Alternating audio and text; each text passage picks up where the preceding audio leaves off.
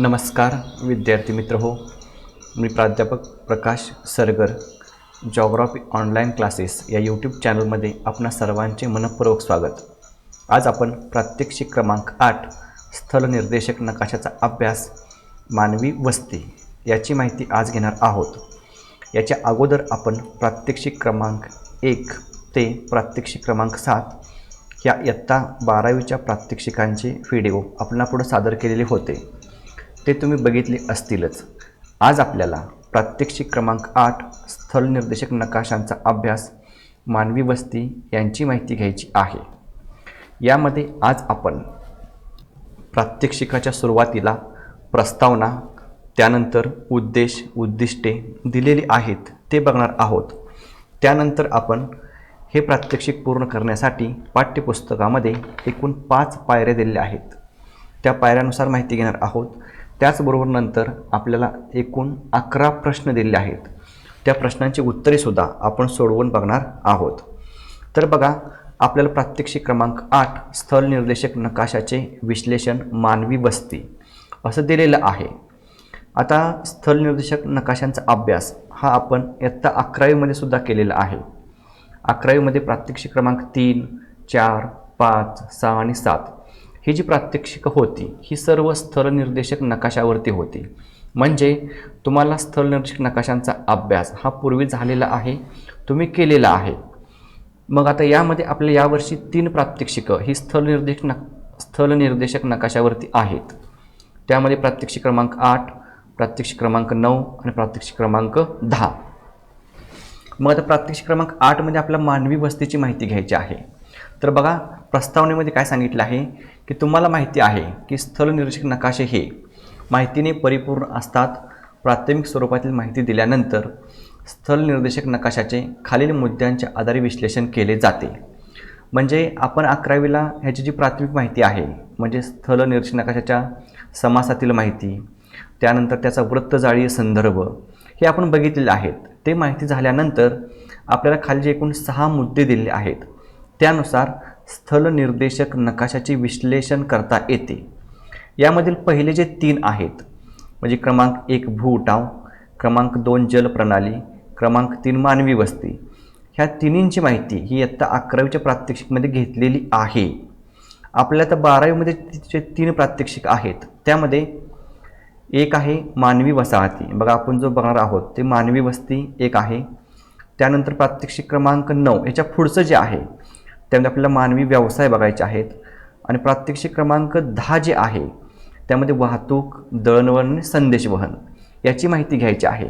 म्हणजे गेल्या वर्षी आपण निम्मी माहिती ह्या मुद्द्यांची घेतलेली आहे, आणि यावर्षी यातील खाली जे शिल्लक राहिलेले 3 आहेत त्यांची माहिती ही आपल्याला घ्यायची आहे। आता यानंतर आपल्याला उद्देश दिलेला आहे। ह्या प्रात्यक्षिकाचा उद्देश बघा, स्थल निर्देशक नकाशाचे विश्लेषण मानवी घटकाच्या अंगाने करता येणे।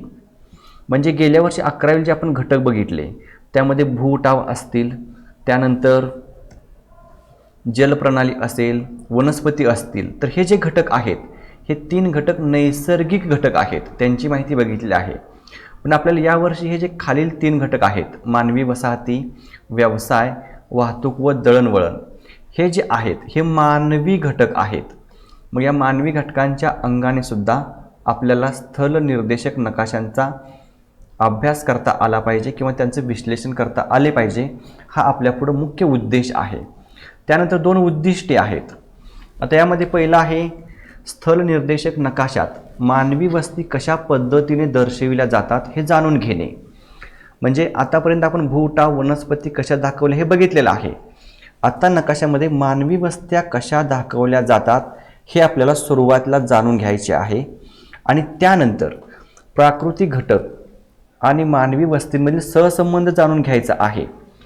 आता मानवी वस्ती म्हणजे मानवाची घरे आणि प्राकृतिक घटक यांचा सहसंबंध असतो, हे आपण इयत्ता 12वीला याच वर्षी प्रकरण क्रमांक 3 होतं बघा, मानवी वस्ती आणि भूमी उपयोजन, ह्यामध्ये या 2 घटकांचा संबंध हा बघितलेला आहे।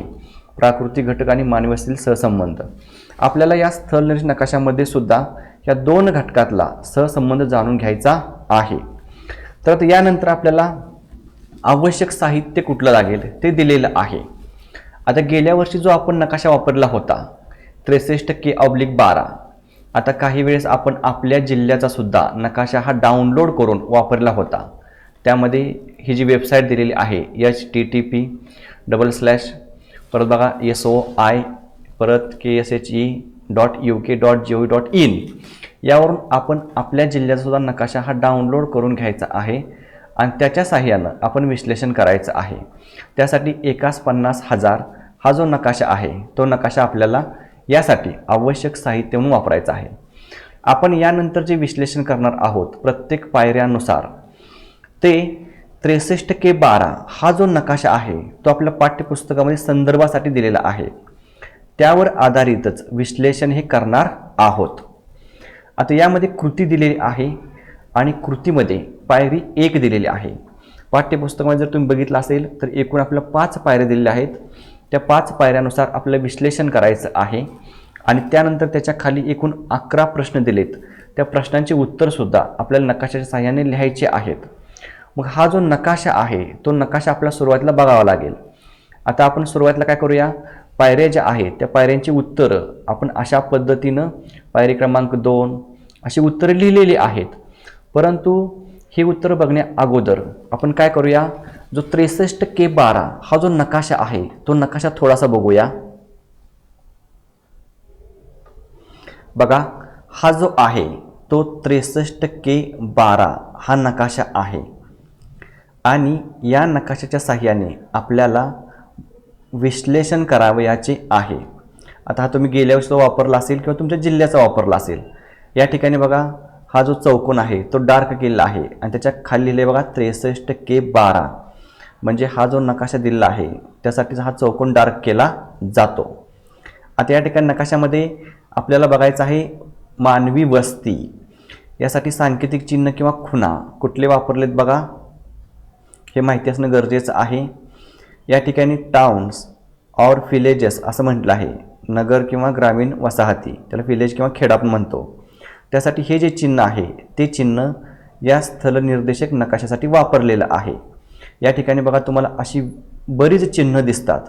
हे जे सगळे आहेत त्या मानवी वसाहती आहेत. आपण आता छोटासा नकाशा करून बघूया. या ठिकाणी बघा हा जो लाल रंग आहे हा जो दाखवलेला आहे तो मानवी वसाहतीसाठी आहे. मग आता हा जो नकाशा आहे तो कसा अभ्यासावायचा असतो किंवा समासामध्ये कुठली माहिती दाखवली असते हे आपण गेल्या वर्षी बघितलेलं आहे. फक्त आपल्याला माहिती असावं की आपण या ठिकाणी पुढं जे विश्लेषण करणार आहोत त्यासाठी संदर्भ म्हणून आपण हा नकाशा 63K/12 हा नकाशा वापरणार आहोत. तर आता आपण हा नकाशा बघितल्यानंतर प्रत्यक्ष ज्या पायऱ्या दिलेल्या आहेत त्या पायऱ्यानुसार आपण याची माहिती घेऊया. बघा आता पायरी क्रमांक 1 आहे. नकाशामधील प्राकृतिक भूगोलाचा भाग अभ्यासल्यानंतर आत्ता आपण मानवनिर्मित बाबी अभ्यासणार आहोत. समासातील माहितीच्या आधारे आपण मानवी वस्ती व त्यांचे वितरण अभ्यासूया. स्थलनिर्देशक नकाशात मानवी वस्ती लाल रंगाच्या चिन्हाने दाखवतात. हे आपल्याला भूगोल पाठ्यपुस्तकामध्ये पायरी क्रमांक 1 मध्ये दिले आहे.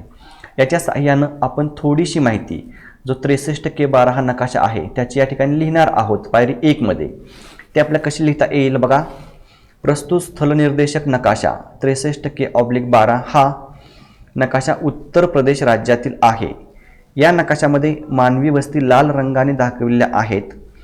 या मानवी वस्तीवर प्राकृतिक घटकांचा परिणाम झालेला आहे. गंगा नदीच्या सभोवताली मैदानी प्रदेशात दाट वस्ती असलेली दिसून येते.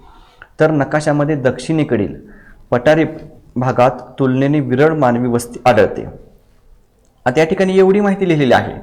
आता प्रत्येक पायरीनुसार तुम्हाला माहिती लिहून दिलेली आहे. प्रत्येक प्रश्नांची उत्तरं दिलेली आहेत. आता ही जी उत्तरं दिलेली आहेत किंवा ही जी माहिती लिहिली आहे ह्यामध्ये तुम्ही अजूनसुद्धा माहिती लिहू शकता.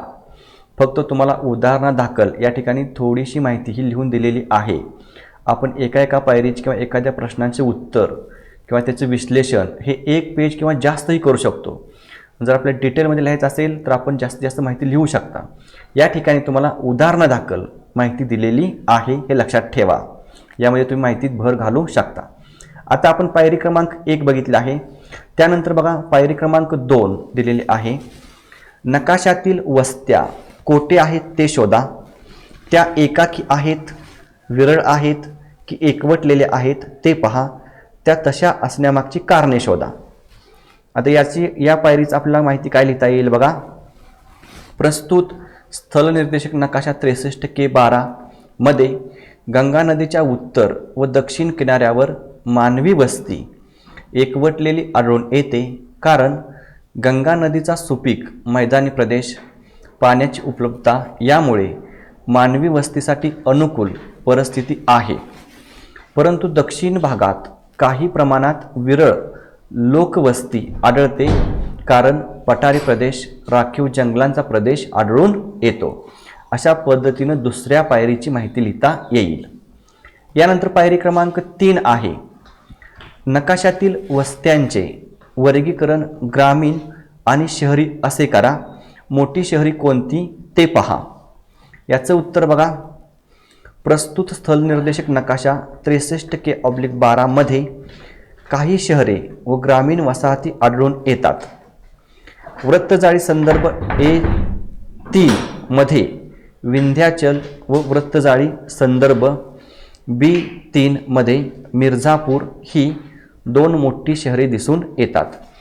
त्यानंतर अनेक ग्रामीण वसाहती आहेत.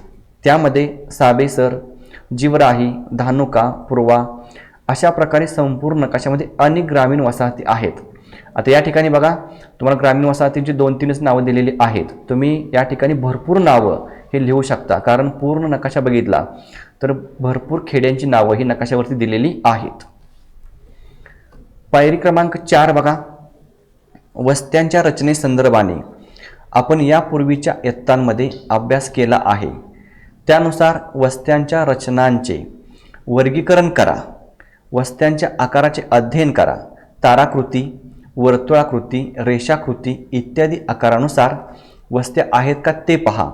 असे आकार निर्माण होण्यामागची कारण मीमांसा मांडा. आता याचं विश्लेषण बघा. प्रस्तुत स्थलनिर्देशक नकाशा 63K12 मध्ये मोठ्या प्रमाणात रेषीय वसाहती आढळून येतात, कारण गंगा नदीला येऊन मिळणारे अनेक जलप्रवाह आहेत. तसेच रस्त्यांच्या दोन्ही बाजूंनी रेषीय पद्धतीने वसाहतींची वाढ झालेली आहे. आता या ठिकाणी तुम्ही अजून माहिती लिहू शकता. वृत्तजाळी संदर्भानुसार सुद्धा रेषीय वसाहती कुठं कुठं आहेत ही सुद्धा माहिती या ठिकाणी लिहिता येईल. त्यानंतर प्रश्न क्रमांक 5 बघा. प्रश्न क्रमांक 5 नाही, पायरी क्रमांक 5 आहे. प्राकृतिक रचना, जलप्रणाली व वनस्पती यांचा वस्त्याशी संबंध कसा ते सांगा. याचे विश्लेषण बघा. प्रस्तुत स्थलनिर्देशक नकाशा 63K12 मध्ये जास्तीत जास्त भाग मैदानी प्रदेश दिसून येतो व दक्षिणेकडील काही प्रमाणात पठारी व वन प्रदेश, संरक्षित जंगले दिसून येतात. प्राकृतिक रचनेच्या दृष्टिकोनातून निरीक्षण केले असता नकाशाचा मध्य व उत्तर भाग मैदानी भागात लोकवस्ती दाट आढळून येते व पठारी भागात तुलनेने विरळ आढळते. जलप्रणालीच्या दृष्टिकोनातून प्रमुख नकाशे निरीक्षण केले असता गंगा नदी हा मुख्य जलप्रवाह असून त्याच्या काठावर दाट मानवी वस्ती आहे. गंगा नदीच्या दक्षिण तीरावर मिर्झापूर व विंध्याचल या मोठ्या वसाहती आहेत.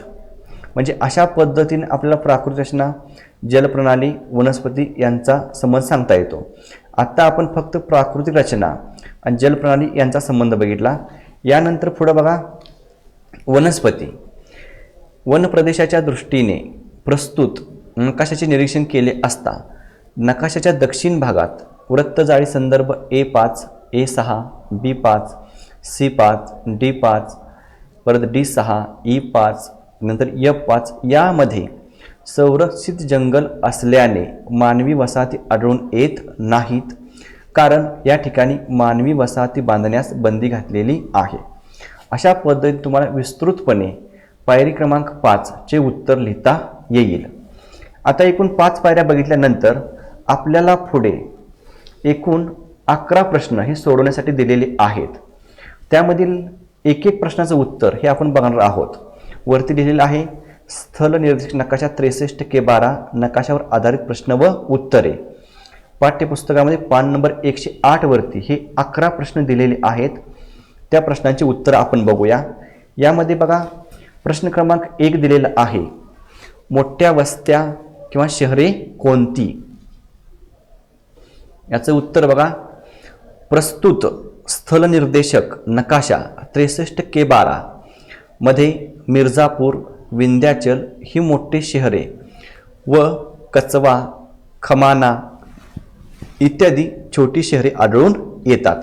अजून सुद्धा तुम्ही दुसऱ्या शहरांची नावं यामध्ये शोधून लिहू शकता, पण मिर्झापूर आणि विंध्याचल ही 2 तर प्रमुख लिहिली पाहिजेत. प्रश्न क्रमांक 2 आहे, नकाशात ग्रामीण वस्त्या जास्त आहेत की शहरी. याचं उत्तर, प्रस्तुत स्थल निर्देशक नकाशा 63K/12 मध्ये शहरापेक्षा ग्रामीण वसाहती जास्त प्रमाणात आढळून येतात. या ठिकाणी शहरं फक्त 2च मोठी आहेत, विंध्याचल आणि मिर्झापूर, दुसरी छोटी शहरं आहेत. आणि जर ग्रामीण वसाहतींचा विचार केला तर संपूर्ण नकाशामध्ये तुम्हाला ग्रामीण वसाहती या जास्त प्रमाणात दिसतात. यानंतर प्रश्न क्रमांक 3, पठारी प्रदेशावर वस्त्यांचा कोणता प्रकार आढळतो आणि का. उत्तर बघा, प्रस्तुत स्थल निर्देशक नकाशा 63K/12 मध्ये पठारी प्रदेशावर वसाहतींच्या प्रकारामध्ये विविधता आढळून येते. विरळ विखुरलेल्या वसाहती तसेच रेषीय वसाहती काही प्रमाणात आढळून येतात. पठारी प्रदेश हा या नकाशामध्ये दक्षिण भागात असून त्या प्रदेशात संरक्षित जंगल आढळून येते. तसेच शेतीचे प्रमाण ही खूपच कमी आढळून येते. पठारी प्रदेशातील पाण्याचे प्रवाह उत्तरेकडे वाहत जाऊन शेवटी गंगा नदीला मिळतात. त्यामुळे पाण्याचे प्रवाह, रस्ते यांच्या सभोवताली रेषीय वसाहती आढळून येतात. वृत्तजाळी संदर्भ A6, B6, C6, D5, D6, E5, E6 यामध्ये रेषीय व काही प्रमाणात विखुरलेल्या विरळ वसाहती आढळून येतात. यानंतर प्रश्न क्रमांक 4 आहे, मैदानी प्रदेशावर वस्त्यांचा कोणता प्रकार आढळतो का. आता वरती विचारलं होतं पठारी प्रदेशावरती, आता विचारलंय कुठं, मैदानी प्रदेशावरती. आता याचं उत्तर बघा, प्रस्तुत स्थल निर्देशक नकाशा 63K/12 मध्ये मैदानी प्रदेश मध्य व उत्तर भागात आढळून येतो. या भागात केंद्रीय दाट वसाहती आढळून येतात. तसेच काही प्रमाणात रेषीय वसाहती आढळून येतात. गंगा नदीच्या सुपीक मैदानी प्रदेशात शेतीसाठी सुपीक मृदा असल्याने दाटीवाटीने वसाहती वाढलेल्या आढळून येतात. मिर्झापूर, विंध्याचल या शहरात मानवी वसाहतींची दाटी झालेली दिसून येते. यानंतर प्रश्न क्रमांक 5 बघा, नकाशात कोणत्या दिशेस मिर्झापूर शहराची वाढ होत आहे. प्रस्तुत स्थल निर्देशक नकाशा 63K/12 मध्ये मिर्झापूर शहराची वाढ पूर्व, पश्चिम व दक्षिण दिशेस होत आहे. कारण उत्तरेस गंगा नदी असल्यामुळे उत्तर बाजूस शहराची वाढ होऊ शकत नाही, परंतु पूर्व, पश्चिम आणि दक्षिण भागामध्ये प्रमुख रस्ते, मार्ग, सुपीक सपाट जमीन असल्यामुळे या भागात शहराची वाढ होऊ शकते. इथं शकते हा शब्द पाहिजे बघा, शहराची वाढ होऊ शकते. यानंतर पुढचा प्रश्न आहे 6, मिर्झापूर शहराच्या पश्चिम दिशेस कोणते नगर वसले आहे. याचं उत्तर, प्रस्तुत स्थल निर्देशक नकाशा 63K/12 मध्ये मिर्झापूर शहराच्या पश्चिम दिशेस विंध्याचल हे शहर वसलेले आहे. यानंतर प्रश्न क्रमांक 7, गंगा नदीच्या उत्तरेस असलेल्या बाजारपेठा असलेली 2 शहरे कोणती.